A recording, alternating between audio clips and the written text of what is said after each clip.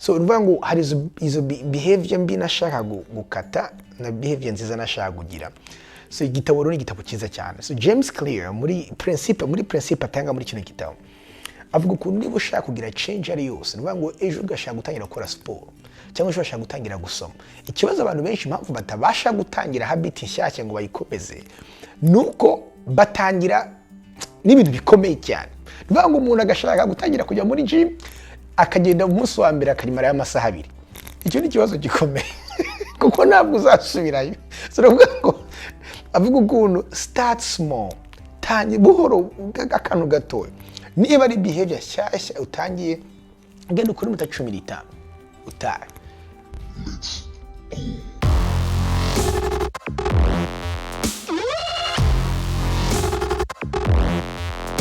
Nongeye kubasuza rero aba VIP muraho meze neza, ni karibu again muri cya kiganiro cy'aba VIP TV, handi tuganira byo kwiteza imbere, business ndetse na entrepreneurship.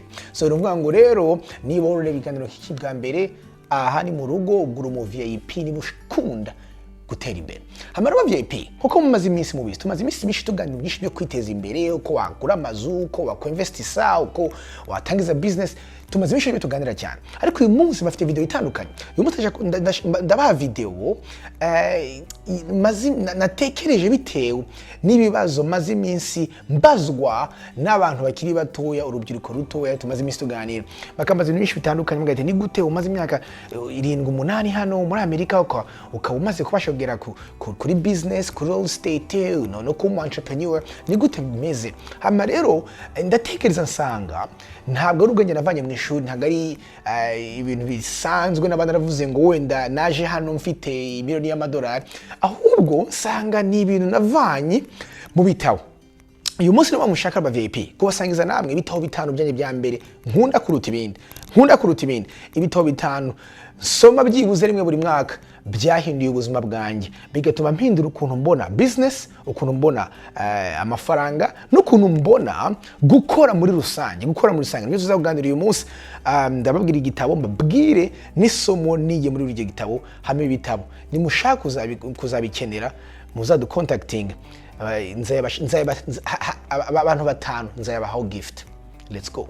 Igitabo rero cya mbere cyahinduye ubuzima bwanjye cyane nkigera hano muri kino gihugu cya Amerika ni igitabo cyitwa Immigrant Age, cyanditswe n'umugabo witwa Brian Buffett. Igitabo ni cyiza cyane nkuko mubyumva muri title yacu, bivuga ngo ni age cyangwa se avantage immigrant bafite mu gihugu agiye kujyamo. Igitabo gitangira avuga ibibazo immigrant wese agiriye agiye mu gihugu gishyashya, avuga ukuntu uba ugomba kwiga ururimi, ukuntu uba ugomba kwiga imico, ukuntu uba ugomba akenshi n'amashuri warize iwanyu iyo ugeze mu gihugu gishyashya akenshi aba impfa busa.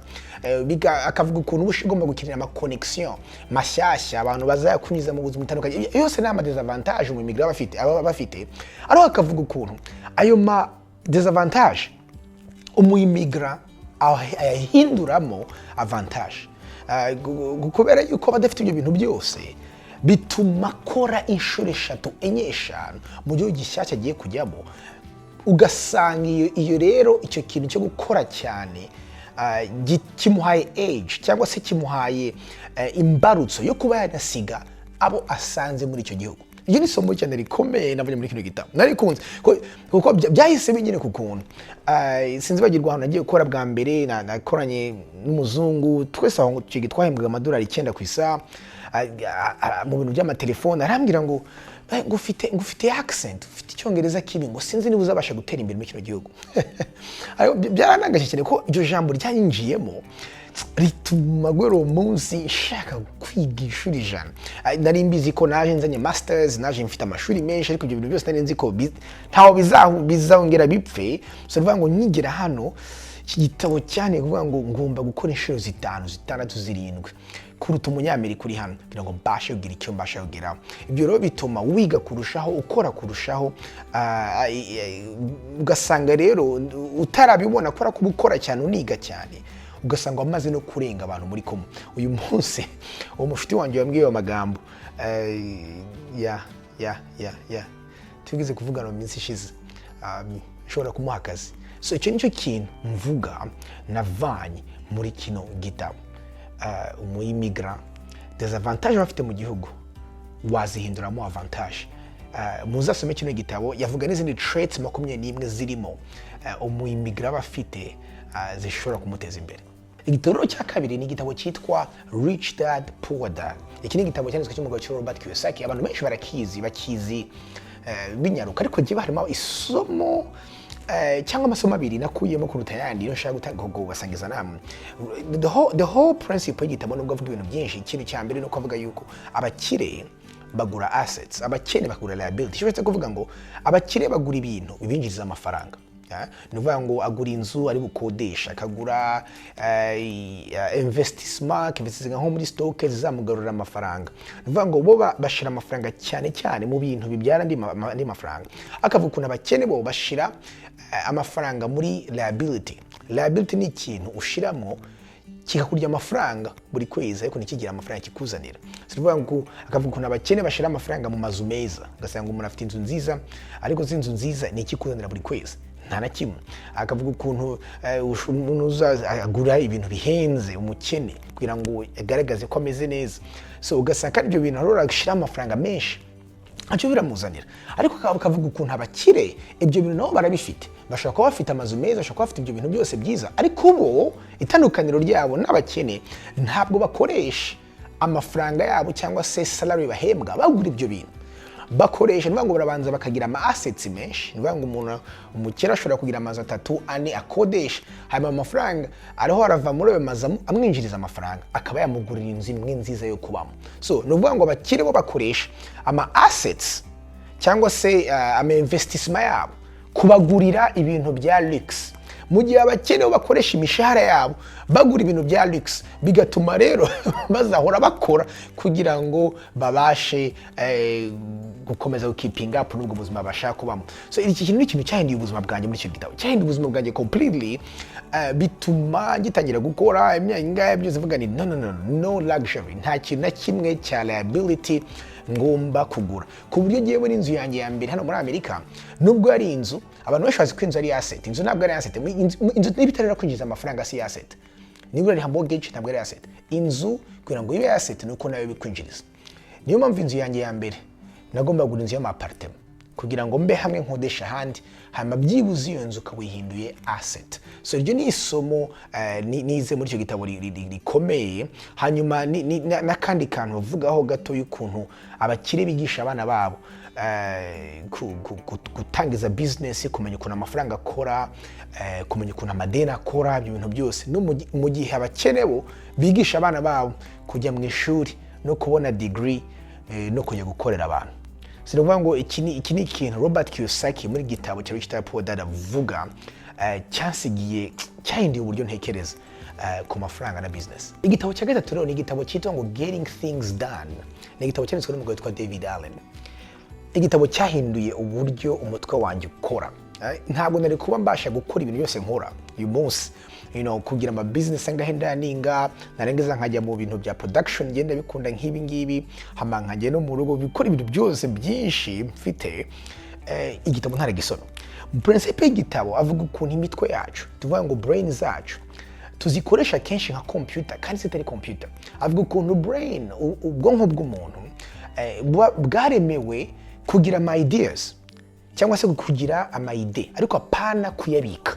So ugasanga rero impamvu kenshi tugira stress niba tuvuge ufite akazi kenshi, benshi ndabizi baviye mugira ubuzi bwinshi, usanga ufite ubuzi bubiri cyangwa se ufite ibintu byinshi ugomba gukora na famille. Ndabizi mwese mufite ibintu byinshi cyangwa ku kazi ugasanga ufite ibintu byinshi ugomba gupanga, none bitewe n'ibintu ugomba gukora mu munsi ugasanga ubaye stress.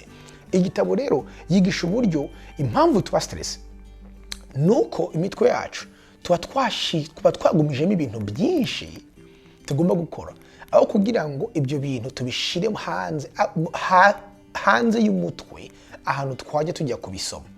So atanga urugero rwiza, sinzi abantu benshi mukoresha computer, sinzi mwarabonye computer ifunguye ama programme menshi ukareka karaninga muri background, computer ikora iki? Slowing down. Ugasanga computer ntikibuta akora ko wafunguye ibintu byinshi. Niko n'imitwe imeze. So umutwe iyo ushizemo ukagira ama ideas yo ku kazi, ukagira ama ideas yo mu rugo, ukagira ama ideas yaho duturuka, yose ukabigumiza mu mutwe, uyoberwa impamvu uri stress, bikaberwa n'impamvu utibuka ibintu bimwe na bimwe, ugasanga ibintu ugomba gukora wabyibagiwe. So ikintu yigisha muri kino gitabo no kugira system yita GTD, ni ukuvuga ngo ni system yo kwandika ama idea ufite, kugira ngo umutwe wawo ujye uvanamo ibintu utekereje ubishire hasi. Niba ukunda kwandika, ngiye nkoresha telefone yanjye mfitemo app nziza cyane nkunda yitwa Google Note. Mfite ahantu nshira ibitekerezo ngize bishyashya, mfite ahantu nshira ibintu bya business, mfite ahantu nshira ibintu bya real estate, mfite ahantu nshira ibintu ndiga. Donc ikintu cyose kije mu mutwe wanjye, fata telefone yanjye nkatangishiramo. Kubera iki? Umutwe icyo gihe uhita wongera ukaba free wo gutekereza no gukora ibindi bintu. Kandi uzi yuko ejo mu gitondo nzafungura ntuza yanjye handi nanditse ibintu mmenye ibyo ngomba gukora. So iyi systeme ni nziza, itabona ikiza ku bantu bafite ibintu byinshi byo gukora mu buzima bwanyu bwa buri munsi, ku bantu mujya muba stress kubera ibintu byinshi mufite byo gukora, cyangwa se ku bantu mukunda kwibagirwa. Iki ni igitabo cyane. Ikindi gitabo rero cyiza cyane ni igitabo cyitwa Atomic Habit, cyanditswe n'umugabo witwa James Clear. Igitabo ni cy'abantu bose nkanjye mufite ingeso mbi zimwe na zimwe mushaka kureka, cyangwa se hari ingeso nziza mushaka gutangira gukora. Njye igitabo natangiye kugisoma kubera ko nashaka kuzajya nkora siporo, nkanasoma. Izo ni ingeso ntari mfite mu buzima bwanjye: gusoma, kwiga buri munsi, ndetse no gukora siporo, harimo of course no kurya neza. Ntabwo nari mbifite muri jyewe, ahubwo nari mfite bad behavior zimwe na zimwe, nko kuryama ntinze, umuntu areba televiziyo bikanyicira umunsi ukurikira, cyangwa se ugasanga umuntu atinze kuri social media. So urumva ngo hari izo behavior mbi nashaka gukata na behavior nziza nashaka kugira. So igitabo rero ni igitabo cyiza cyane. So James Clear muri principe atanga muri kino gitabo avuga ukuntu niba ushaka kugira change ari yose, urumva ngo ejo ugashaka gutangira gukora siporo, cyangwa ejo ushaka gutangira gusoma. Ikibazo abantu benshi impamvu batabasha gutangira habit nshyashya ngo bayikomeze, nuko batangira n'ibintu bikomeye cyane. Urumva ngo umuntu agashaka gutangira kujya muri gym, akagenda umunsi wa mbere akarimara y'amasaha 2. Icyo ni ikibazo gikomeye kuko ntabwo uzasubirayo. So urumva ngo avuga ukuntu start small, tangira buhoro akantu gatoya. Niba ari behavior shyashya utangiye, genda ukuri minota 15 utahe, hanyuma byibuze icyumweru cya kabiri uze ku minota 20. Ko iyo umuntu atangiye gatoya, cyangwa se niba uryama utinze ukaba uryama saa 8 z'ijoro, guhita uvuga ngo ejo nzajya kuryama saa 3, nubwo uzabikora ntabwo uzabasha kubikora icyumweru cyose. Ahubwo uryama saa 8 z'ijoro uvuga uti ejo nzatangira icyumweru ngiye gutangira saa 7, igikurikizo uzageze saa 6, ukugenda ukuraho agasaha kamwe kugeza ugeze aho ugomba kujya. Niba ushaka gusoma ugavuga ngo ubu ngiye kuzansoma kabisa impapuro nk'eshanu ku munsi, oya soma page imwe mbere yo kuryama cyangwa mbere ubyutse. Hano banza building iyo ntuze, aravuga ngo tangira small. Akandi kantu kakabira aravuga ati kuri buri behavior yose nziza ushaka gushiraho, cyangwa behavior mbi yose ushaka kureka, gishireho ikintu nakwita nk'igihembo. Inziza uyishireho igihembo, ujye ukireba buri munsi. Uvuga uti nk'urugero gise kubabeshya, impamvu nkora exercise, nkagerageza kurya ibiryo ntashaka ariko kugira ngo mbe healthy, nuko hari reward imitanishira mu mutwe, ntibizatuma mbasha kuba nakina n'abana banjye kugeza mfite n'imyaka 60, 70. Ziri kuvuga ngo icyo kintu rero gituma umuntu abasha kuba avuga ati reka nigume kino kintu kubera ko hari reward. Nk'urugero, harimo nk'abantu bavuga bati, nk'uvuze uti reka njya kwiruka, hama mugende wiruka kuri treadmill, njye mba ndiho ndareba Netflix show yanjye nkunda. Kubera yuko wasosietinze exercise n'ikintu ukunda wihemba, bituma ugikora. So ndikuvuga ngo nukureba akantu ukunda ukajya ugashira neza, ugafatanya na behavior nziza ushaka gukora. Iki ni ikintu cyiza gikomeye. Kandi kantu rero keza aravuga ati mu gihe uratangira behavior nshyashya ukaba wumva ucitse intege, tuvuge nk'urugero ushaka kujya gukora siporo, wa munsi wumvise udashaka gukora siporo, aravuga ati byibuse basi starting, tangira, byuka wambara inkweto n'imyenda ya gym, ufata isakoshi ugende winjire muri gym, ushaka kugira wicare. Ariko icyiza nuko wamaze kugirayo na siporo urayikora. So yigisha strategies zimwe na zimwe z'ukuntu umuntu yatangira behaviors zigakomera n'ukuntu yakura behaviors zimwe na zimwe mu buzima bwe. So iki ni igitabo cyiza ku bantu bashaka gukora kugira ntuza. So giwe cyamfashije gutangira ama behaviors nashaka gukora nko gusoma cyane cyane no kwiga buhoro kugeza aho vraiment mbasha kuvuga ni ubu nasoma igitabo. Rero VIP mega mugirana ku musozo mukagerana nanjye murabizi ko ngomba kubaha aka bonus. So ngiye kubaha ari igitabo cyanyuma nka bonus. Cyane cyane ku bantu nkanjye bizera hari igitabo cyiza cyane cyitwa Business Secrets from the Bible. Ni igitabo cyanditswe n'umugabo witwa Daniel Lapin. Impamvu igitabo ngiye cyane nagikunze cyane avuga ukuntu muri kino gitabo abajuif aho bari hose ku isi yaba ari bakeya baba bari bari mu bantu ba mbere bakize muri ibyo bihugu. Avuga amabanga rero muri kino gitabo cy'ukuntu babasha gutera imbere. Ikintu gitangaje nuko benshi bakurikiza ibintu byanditswe mu gitabo cyanditswe kuva kera cyitwa Bible, kandi benshi nta nubwo ubu ngubu bari n'abakristo, ariko kubera ko bagendera muri ibyo bintu byo bimeze nk'umuco wabo, ibyo bintu byahindutse principe zibasha kubageza imbere. Ariko imwe avuga nyinshi zigeze kuri 40 muri kino gitabo, ntabwo natinda, ariko imwe nshaka kuvugaho, nshaka kubasigira aba VIP. Avuga ukuntu buri muntu wese Imana yamuremanye ikintu cyatuma Imana yamuremanye purpose kugira ngo abashe gukemura ikibazo kiri hano kuri isi. Buri muntu wese mu yandi magambo nuko buri muntu wese afite business cyangwa se afite projet yamuvamo yabasha gukora ikaba yabasha guservinga abantu muri isi. Hamwe niyo mpamvu avuga ngo ukuntu abajuzi batekereza ko iyo batangije business akenshi tuvuge ngo umuntu business tujye gushakisha amafaranga, umuntu gushakisha amafaranga. Ariko bo abajuzi ukuntu babibona ngo umuntu atangije business ngo ahubwo abagiye guservinga abandi bantu, abagiye gufasha abandi bantu. Sasa rero kubera ko agiye gufasha abandi bantu, agiye gukemura ibibazo abandi bantu bafite, amafaranga akamukurikira. So sa amafaranga aza igiye gukora business, ahubwo no gukemura ibibazo abantu bafite ukabafasha, amafaranga agukurikira. So iyi ni principe nziza asobanura ikintu yita sanctity of business. So cyatumye ntekereza ubundi buryo kubona business. Ubu ngubu yo ntekereje gufungura business cyangwa gutangira business, ahubwo mbona ko ari ikintu cyiza cyane. Ni ikintu cyiza cyane ahubwo gukora Imana itangiye business. So ikiro ni ikintu nize muri kino kintu za VIP ndagize mbabwira buri muntu wese urandeba, buri wese urumva aya magambo afite ikintu agomba gukemura.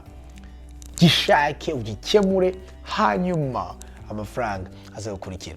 So VIP mukomeze mu believing, mukomeze mube confident muri mwebwe n'ubushobozi bwanyu. Nzi neza yuko ibyo ubona mu mutwe wawe umunsi muzayifatisha amaboko yawe kandi bizasohora. VIP ndabakunda cyane, God bless. Naho ubutaha nimwibagirwe cyane gusubscribing abatarasubscribing, hanyuma abakeneye ko dukorana mu buryo bwa coaching na mentorship mu gutangira business, mu gura amazu, mu kuri ibintu byinshi bitandukanye, ni mujye muri www.gaelkaromba.com mu booking moya tuzaganire, hanyuma turebe uko twabasha gukorana, kandi mudukurikire. Turi hose, turi kuri Instagram, turi kuri Facebook, hanyuma turi no kuri Twitter. Bye bye.